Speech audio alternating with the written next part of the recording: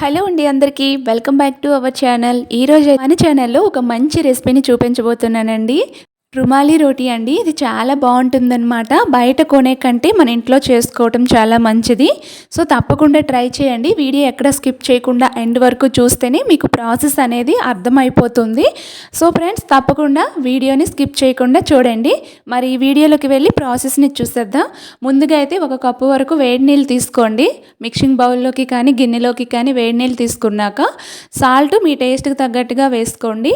పంచదారని ఒక table spoon వేసుకోండి. పంచదార వేసుకోవడం వల్ల ఈ రోటీకి మంచి కలర్ అనేది వస్తుందన్నమాట.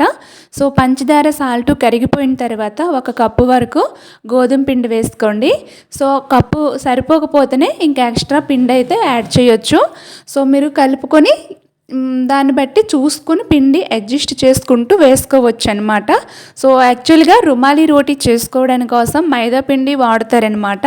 నేనైతే ఇక్కడ గోధుమ పిండినే వేసాను, హెల్తీగా చేసుకోవాలని చెప్పేసి. సో మనం కలుపుతూ ఉంటే ఇంకా పిండి పడుతూనే ఉంటుంది.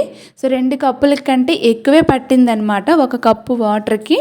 సో మీరు అది చూసుకొని చేసుకోండి.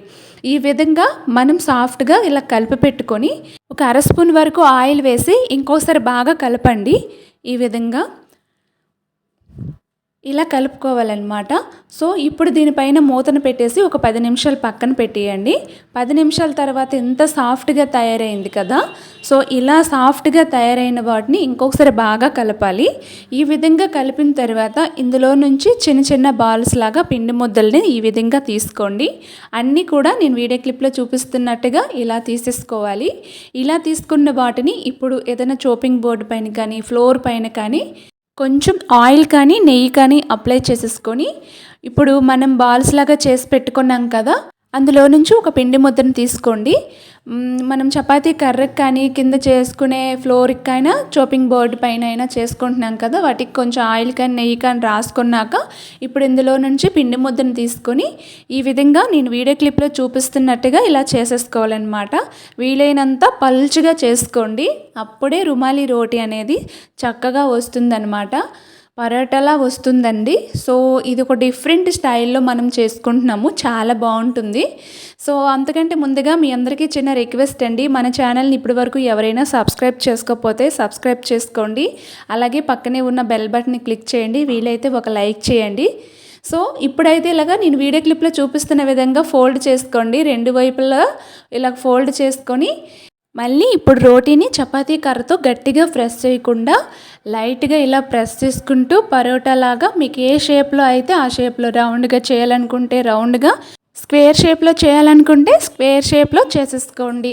సో ఈ విధంగా రుమాలి రోటీ చేసుకున్నారంటే బాగా వస్తుందన్నమాట. ఇది వీలైనంత పల్చగా చేసుకోండి. మీకు గుర్తుపెట్టుకోండి, ఈ విధంగా పల్చగా చేసుకోండి. ఇప్పుడు స్టవ్ ఆన్ చేసుకొని స్టవ్ పైన చపాతీ కాల్చుకునే టవాని పెట్టుకోండి. ఈ విధంగా టవాని పెట్టుకున్న తర్వాత 2 చుక్కల వరకు ఆయిల్ వేసుకోవాలన్నమాట. సో ఈ రుమాలి రోటీ కొంచెం ఆయిల్ ఎక్కువ వేసుకొని కాల్చుకోవడం వల్ల రోటీ అనేది సాఫ్ట్గా ఉంటుందన్నమాట. మరీ డ్రైగా కాకుండా కొంచెం ఆయిల్ వేసుకొని కాల్చేసుకోండి. అప్పుడే రోటీ సాఫ్ట్గా ఉంటుంది. సో ఇప్పుడు ఇది బాగా హీట్లో ఉండాలి. హీట్లో ఉన్న తర్వాత ఇప్పుడు మనం చేసిన రోటీని వేసేసుకోండి. రోటీ ఒకవైపు ఫ్రై అయిన తర్వాత పైనుంచి ఇంకొంచెం ఆయిల్ని వేసేసుకోండి. ఈ విధంగా ఆయిల్ని పైనుంచి వేసుకోవాలి.